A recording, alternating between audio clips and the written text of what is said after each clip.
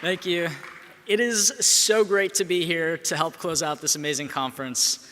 And thank you for that very kind introduction, Luca and Jacob. That video was incredible. For a long time, I was sure of just one thing. I was an athlete. I grew up outside of Chicago, where I really threw myself into sports. When I was a little kid, I took karate 3 times a week, and soon I was teaching adult classes. And if I wasn't doing that, I was outside playing baseball, riding my bike, doing some sort of activity running around my neighborhood. I was a 3-sport all-conference athlete in high school, and for college, I headed to Northern Michigan University. But I chose not to pursue my dream of playing college basketball because I didn't want to be on the girls' team. Now, I played a lot of mixed gender sports when I was in college and intramural sports. And I wasn't doing that, I was honing my skills as the college mascot. Little known fact, I was Wildcat Willie, the best Wildcat Willie there ever was, if I do say so myself. But I think it's pretty telling that my experience in college athletics, I was most comfortable being in a costume. I really missed that feeling of being connected as an athlete. After school and into my 20s, I started running as a way to sort of connect with myself and worked my way up to a marathon. And after that, I needed a new challenge, so I bought a bike, taught myself how to swim, and we know how that turned out.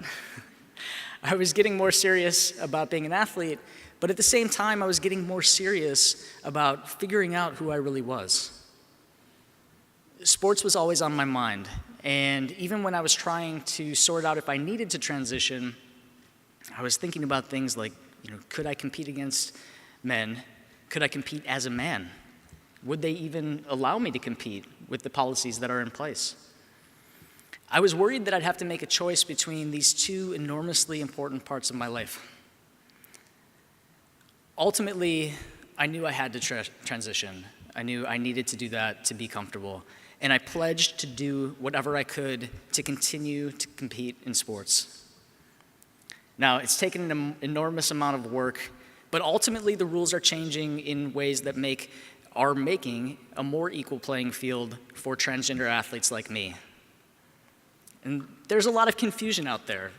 I mean, I think most people don't even realize that cisgender men produce estrogen and cisgender women produce testosterone. That I'm dropping science up here. That there's a wild fluctuation when it comes to hormone levels, even within cisgender or non-transgender folks. And the rules that are in place today at the International Olympic Committee, which I helped to change in 2016, require transgender athletes to be in a certain hormone range.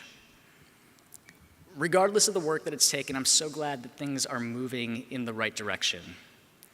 When I think back to growing up as an athlete, every positive thing that I learned about goals, dedication, leadership, and values, I learned through playing sports. This is an area of my life where I felt best about myself. And that shouldn't change because of pronoun changes. Being on the court, playing, competing, it gave me a sense of confidence. It gave me a sense of grounding that I struggled to find outside of sports. It still does. And this isn't unique to transgender athletes, and I'm especially focused on young athletes, the kids who sit in your classrooms, who come to your counseling offices, or like the folks who are here. Sports can be a powerful experience for these young people. A quiet kid who hardly ever speaks up in a classroom can be the first to yell open on a court. A student who struggles to mesh with their peers can become one of the best rowers on the crew. And a child who lacks drive can discover their focus when they dive into that swimming pool. Sports can be, and often are, transformational. But LGBTQ young people are about half as likely to participate in sports as their peers. According to the 2017 Out on the Field survey, About 83% of gay men and 63% of lesbians are completely or partially in the closet when competing in youth sports. Many fear discrimination from players and officials.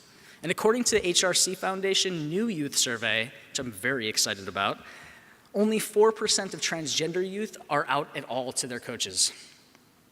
Bisexual youth are the least likely to be out to any of their athletic coaches, with 61% saying no one knew about their identity.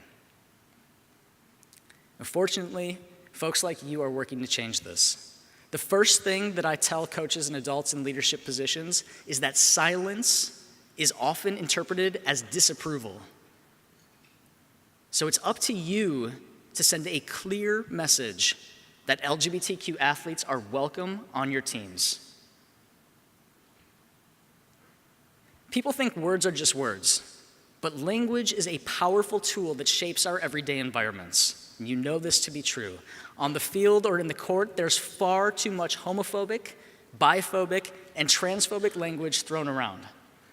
The best thing you can do on the field, in the classroom, in the stands, is to shut it down on day one. Are you with me? Yes.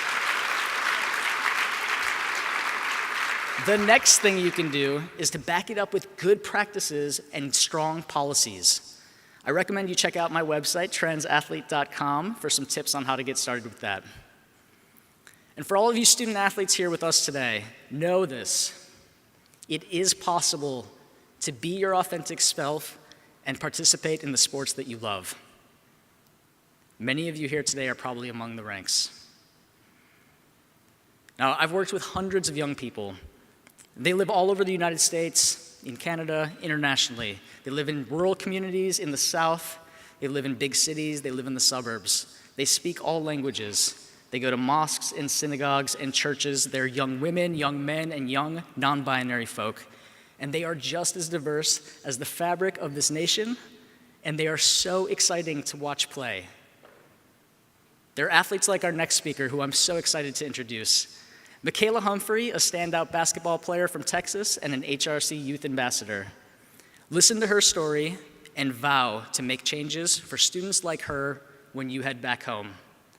Please help me welcome to the stage, Michaela.